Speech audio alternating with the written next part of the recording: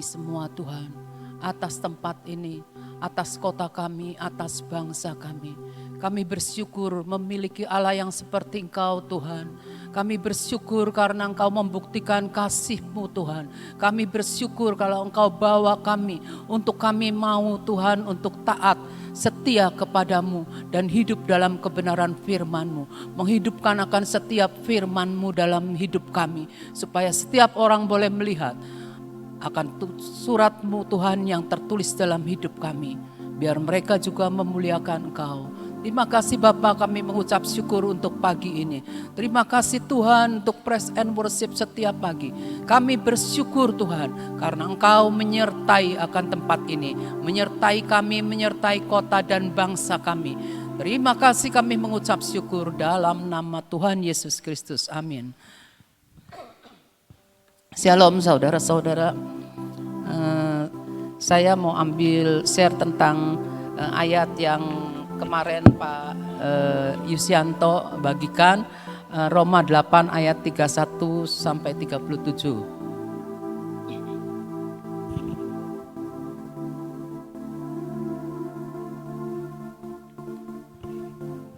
Sebab itu, apakah yang akan kita katakan tentang semuanya itu? Jika Allah di pihak kita, siapakah yang akan melawan kita? Ia yang tidak menyayangkan anaknya sendiri, tetapi yang menyerahkannya bagi kita semua. Bagaimanakah mungkin ia tidak mengaruniakan segala sesuatu kepada kita? Bersama-sama dengan Dia, siapakah yang akan menggugat orang-orang pilihan Allah? Allah yang membenarkan mereka, siapakah yang akan menghukum mereka? Kristus Yesus yang telah mati, bahkan lebih lagi yang telah bangkit, yang juga duduk di sebelah kanan Allah, yang malah menjadi pembela bagi kita. Siapakah yang akan memisahkan kita dari kasih Kristus? Penindasan atau kesesakan atau penganiayaan atau kelaparan atau ketelanjangan atau bahaya atau pedang? Seperti ada tertulis, oleh karena Engkau kami ada dalam bahaya maut sepanjang hari. Kami telah dianggap sebagai domba-domba sembelihan, tetapi dalam semuanya itu kita lebih daripada orang-orang yang menang oleh Dia yang telah mengasihi kita. Kita lihat 1 Yohanes 4 ayat 10.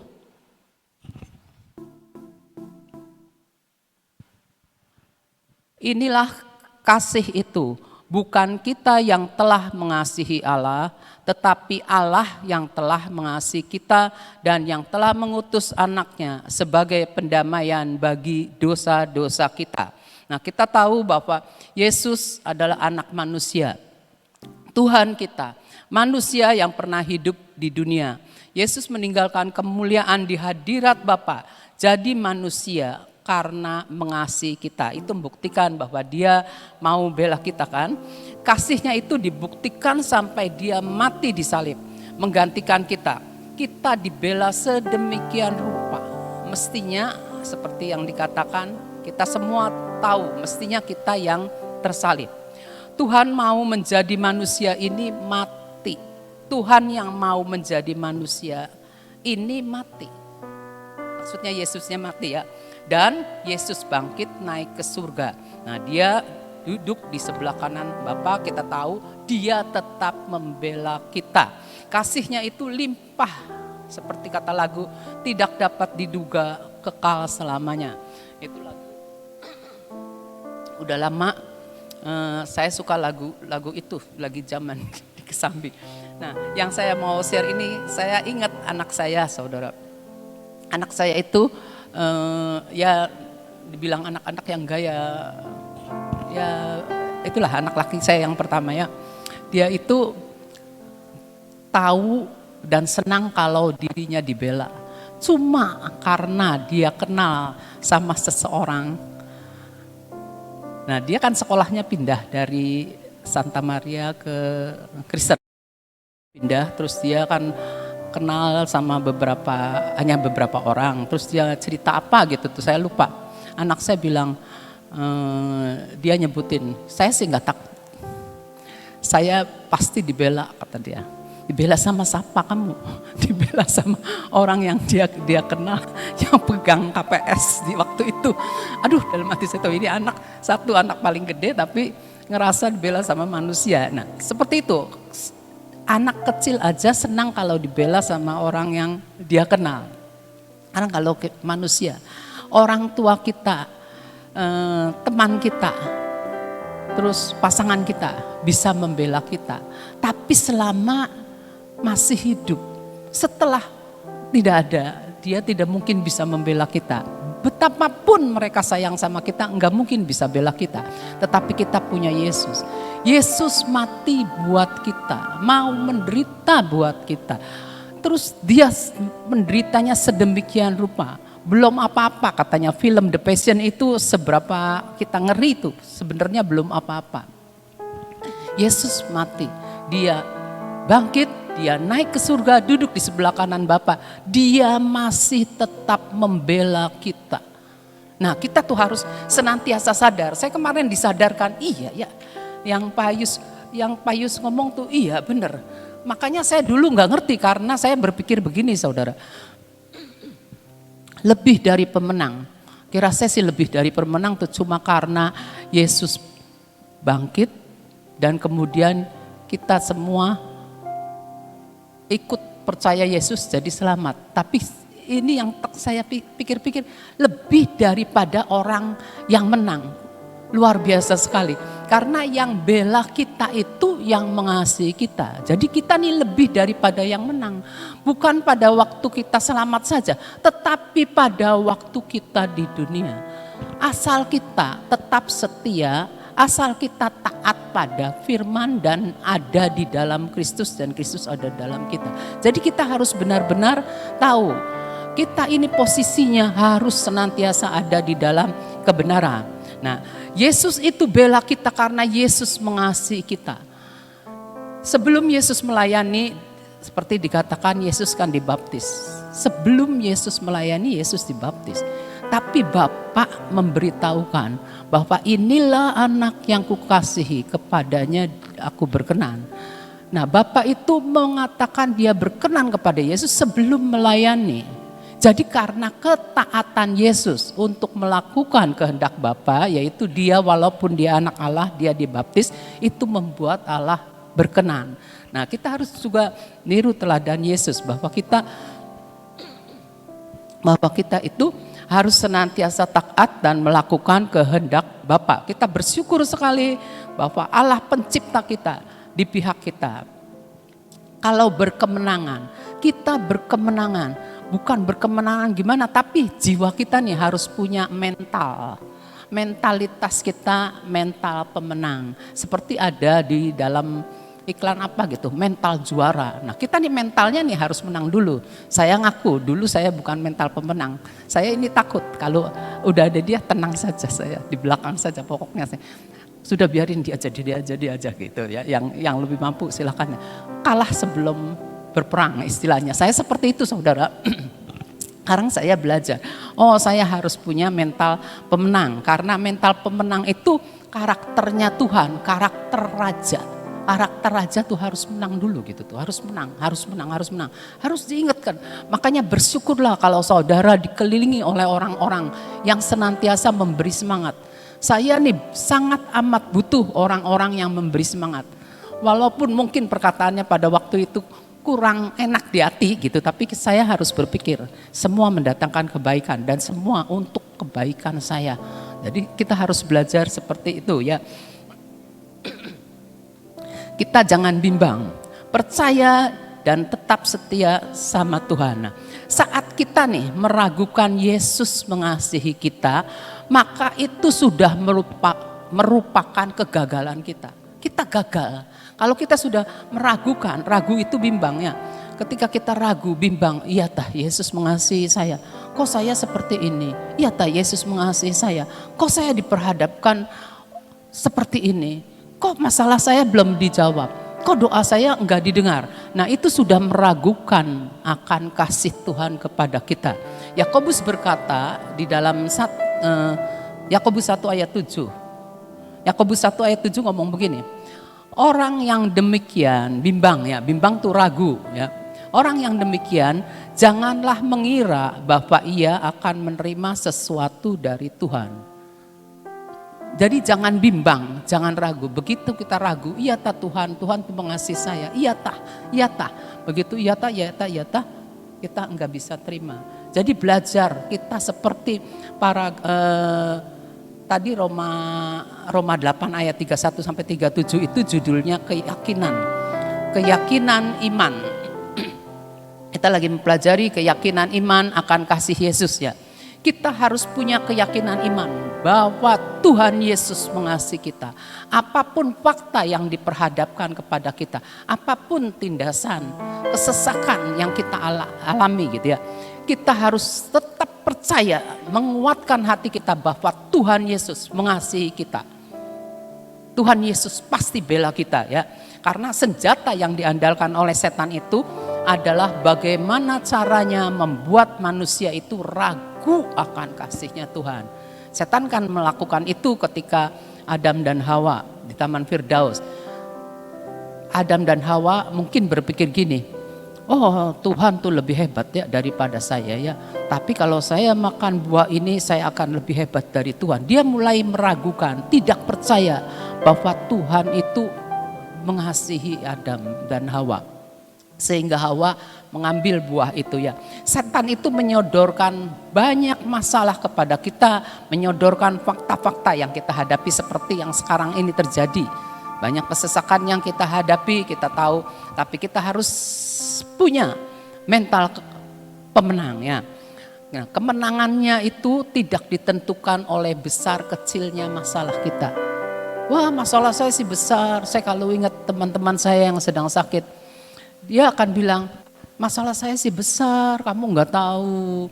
Masalah saya sih, ya gimana ya, orang sekarang seperti ini, diperhadapkan lagi seperti ini, seolah-olah tidak ada yang membaik gitu ya.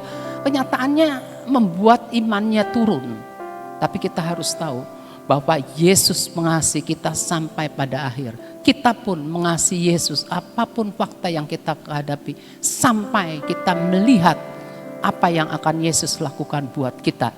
Tetap kita mengucap syukur karena kemenangan kita ini ditentukan karena kasih Tuhan itu yang sangat besar yang diberikan pada kita ya. Tetap setia, jangan bimbang, jangan ragu, pandang salib Tuhan. Enggak tahu ada lagunya ya, pandang salib Tuhan, enggak tahu lagunya apa. Pandang salib Tuhan ya. Itu kalau kita memandang salib, tanda cinta kasih Tuhan kepada kita sangat besar sampai dia mau tersalib buat kita. Jadi jangan pernah ragu, jangan pernah bimbang, tetap percaya, tetap setia kepada Tuhan. Karena Tuhan begitu besar kasihnya kepada kita. Itu aja yang saya bisa sharekan. Terima kasih Tuhan memberkati. Kita tidak setia, tapi Tuhan tetap setia. Ini salah satu hal kita tahu bahwa kasihnya tidak berkesudahan. Ya.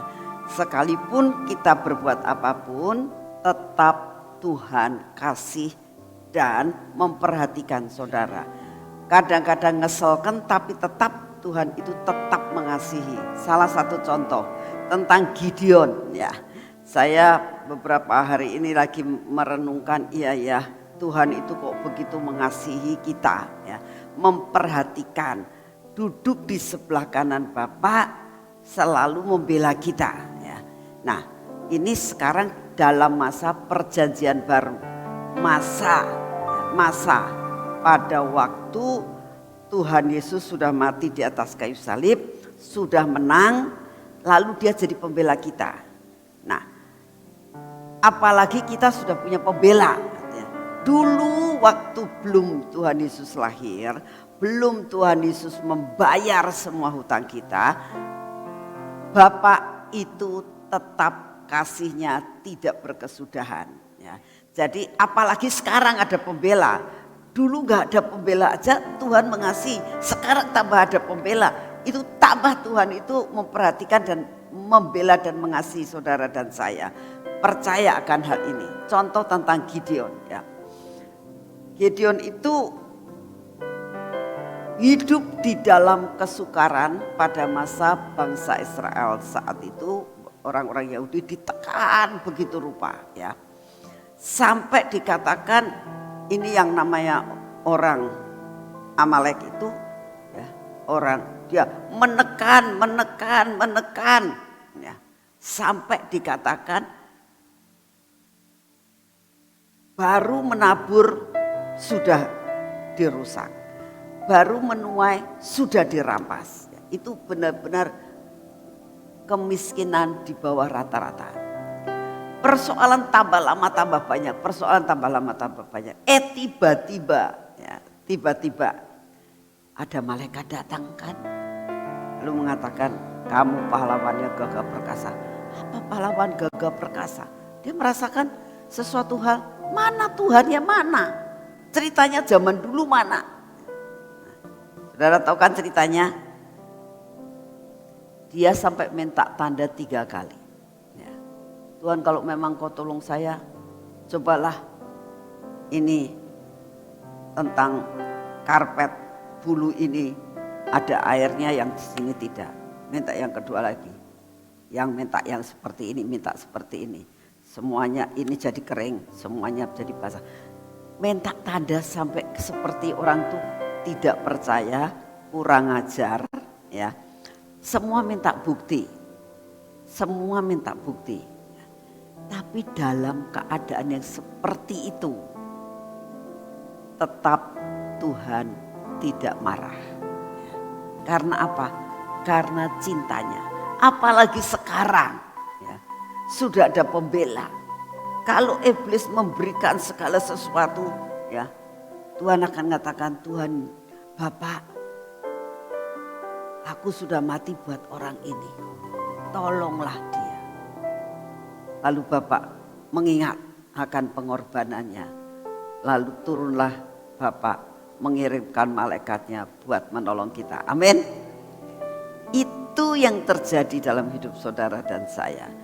Percayalah bahwa Tuhan yang kita sembah sudah membayar lunas. Sekarang duduknya di sebelah kanan Bapaknya. Terus selalu membela, gak pernah tidur. Dikatakan penjaga Israel tidak pernah tidur. Penjaga Israel tidak pernah membiarkan saudara dan saya. Dalam keadaan apapun percaya. Mata Tuhan melihat apa yang saat ini sedang kita hadapi. Amin.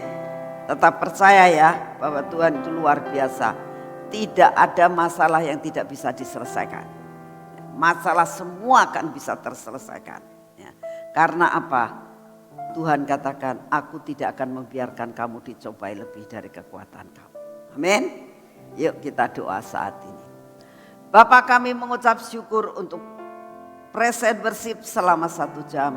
Untuk penyertaan-Mu. Untuk kami diberi kesempatan untuk menyembah dan memuji Engkau. Terima kasih ya Tuhan. Kalau Engkau memberikan kepada kami hati untuk menyembah. Hati untuk menyerah. Hati untuk percaya. Bahwa Engkau pergi seolah-olah meninggalkan kami. Tapi menyediakan tempat buat kami. Dan Engkau pun memberikan Roh Kudus-Mu akan Engkau turunkan. Yang kami peringati hari Minggu yang akan datang ini. Terima kasih untuk kasih setia-Mu ya Bapa. Buat kami tetap percaya bahwa Engkau adalah penjaga Israel yang tidak pernah tertidur. Terima kasih untuk kasih setia-Mu. Bapa, saat ini kami datang di hadapan-Mu. Kami tetap mau berdoa buat keadaan bangsa dan negara kami. Kami tetap berdoa Tuhan. Berikan hikmat, pengertian, kebijaksanaan buat Bapak Presiden kami. Untuk dapat memimpin akan bangsa yang besar ini Tuhan. Untuk dapat mengentaskan bangsa ini dari kemiskinan. Untuk mengentaskan bangsa ini dari musibah COVID ini. Akan mengentaskan, memberikan cara-cara bagaimana Tuhan. Sampai bangsa ini menjadi bangsa yang besar. Bangsa ini akan semua potensi yang ada di dalam negara kami dapat diperlipat kali gandakan. Sampai keadaan ekonomi bangsa kami akan maju kembali sampai keadaan kesehatan bangsa kami akan menjadi pulih. Oleh karena itu pada pagi hari ini kami berdoa kepadamu, taburkan roh kesehatan Tuhan, taburkan roh kesembuhan Tuhan, taburkan Tuhan roh kekuatan daya tahan tubuh buat setiap bangsa Indonesia ini, setiap rakyat di Indonesia. Kami berdoa juga, taburkan Tuhan roh kekuatan kesehatan buat setiap anak-anakmu dimanapun juga mereka berada, baik di dalam negeri maupun di luar negeri. Karena firman-Mu mengatakan bahwa setiap anak-anakmu yang berseru kepadamu, maka kekuatan, kesehatan, kedahsyatan akan masuk dalam kehidupan mereka.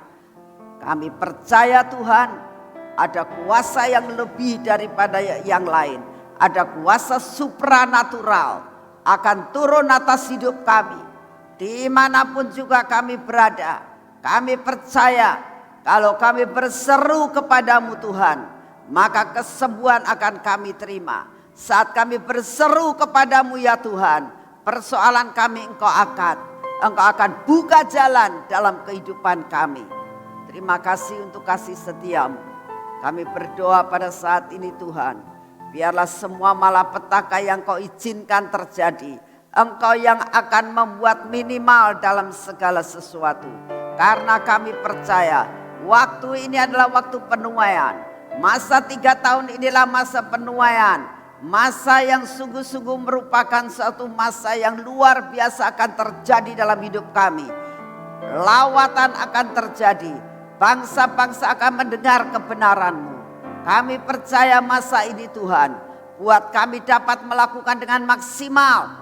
Waktunya belum sampai untuk masa yang dinamakan masa kesukaran besar. Kami tahu apapun yang saat ini kami hadapi, kami akan lebih daripada pemenang. Karena firman-Mu mengatakan kami dibela oleh Yesus Kristus Tuhan. Terima kasih untuk kasih setiamu. Engkau pun akan membuat lawatan yang luar biasa buat seluruh Indonesia ini, bahkan sampai di luar negeri. Bapak, kami sering mendengar apa yang terjadi di negara-negara lain, tapi kami percaya apa yang saat ini sedang terjadi kemelut di Palestina dan juga di Israel. Tuhan, kami doakan saat ini, kalau belum waktunya, masa ini adalah masa penuaian, belum masa perang. Kami percaya Tuhan, semua akan Kau undur sampai pada waktunya. Terima kasih untuk kasih setiamu. Kami percaya Engkau mendengar doa kami pada pagi hari ini ya Tuhan Yesus. Terima kasih Bapak, saat ini kami masuk dalam pengurapan.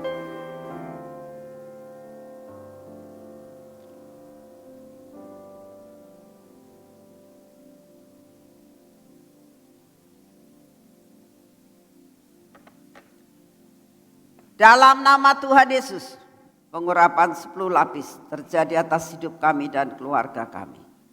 Dalam nama Tuhan Yesus, biarlah mata kami terus tertuju kepadamu Tuhan. Telinga kami olesi minyak, supaya telinga kami adalah telinga yang mau mendengar akan apa yang Engkau katakan. Bibir mulut kami biar berbicara senada dengan Engkau.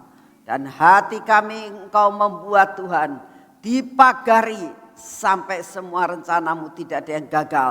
Karena tidak ada yang jelek yang masuk dalam tubuh kami dan hati kami. Dalam nama Tuhan Yesus, semua ketegar-tegukan kami, kebodohan kami, ketidakpercayaan kami, keraguan-raguan seperti firman-Mu yang mengatakan sehingga kami tidak bisa menerima segala sesuatu, Kau patahkan pada saat ini Tuhan. Dalam nama Tuhan Yesus, hari ini kami akan melakukan semua pekerjaan kami. Kami minta anugerah-Mu turun, semua pekerjaan kami diselesaikan. Pekerjaan kami dapat kami selesaikan bersama dengan Engkau. Dan berkat yang Kau sediakan buat kami, kami terima dengan utuh hari ini. Di dalam nama Tuhan Yesus, biar kaki kami berjalan dalam jalan yang sudah Engkau tentukan. Sampai rencana-Mu tidak ada yang gagal hari ini Tuhan. Kami bersama dengan Engkau, kami melakukan lebih daripada pemenang. Karena Engkau membuat kami lebih dari pemenang. Terima kasih Bapak, kami jalani hari ini bersama dengan Engkau. Di dalam nama Tuhan Yesus. Amin. Tuhan memberkati saudara semuanya. Selamat pagi.